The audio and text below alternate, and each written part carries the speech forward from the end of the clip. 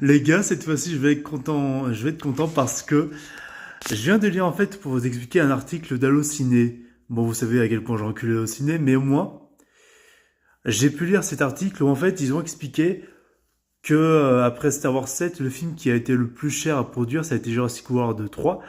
Vous savez à quel point je l'adore. Non, vous savez à quel point c'est le pire film que j'ai jamais vu de ma vie, hein.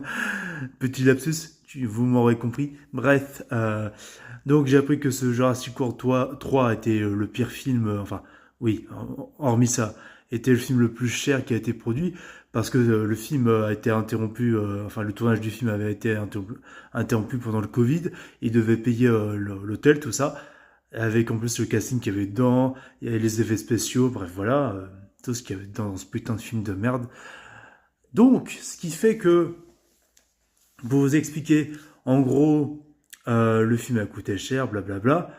Et ce qu'ils ont fait, du coup, pour ce Jurassic World de Renaissance qui va sortir en juillet, vous savez à quel point j'attends avec impatience ce film-là, vous le savez pertinemment, et à quel point j'ai été très satisfait du trailer sur lequel on avait réagi. Je vous invite à aller voir ma réaction sur ma chaîne YouTube.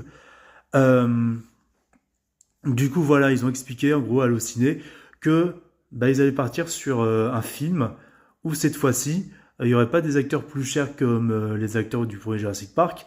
Il y aurait Scarlett Johansson, quelques acteurs nouveaux, etc. Et donc voilà. Et c'est pour ça que, et c'est là qu'ils ont expliqué dans l'article que Jurassic World Renaissance serait un reboot. Donc, ça suppose que ce serait une suite directe au premier Jurassic Park. Ok, admettons. Parce que dans ce qu'on a vu dans la bande-annonce de Renaissance, il y a des clins d'œil de Jurassic Park. Ok. Mais donc ça veut dire qu'après les trois premiers Jurassic Park, ça voudrait dire qu'ils ont décanonisé Jurassic World 1, le deuxième et le troisième. Ils ont décanonisé les trois Jurassic World.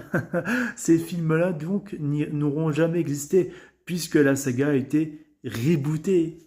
Ah, vous savez même pas à quel point je suis heureux. Vous savez même pas à quel point ça me rend ravi, putain.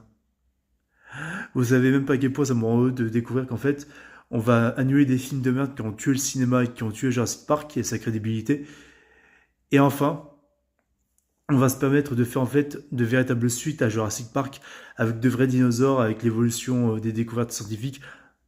Ça va être formidable, les amis. Rendez-vous à la sortie de Jurassic World Renaissance. On se dit à la prochaine. C'était Rafi. À plus.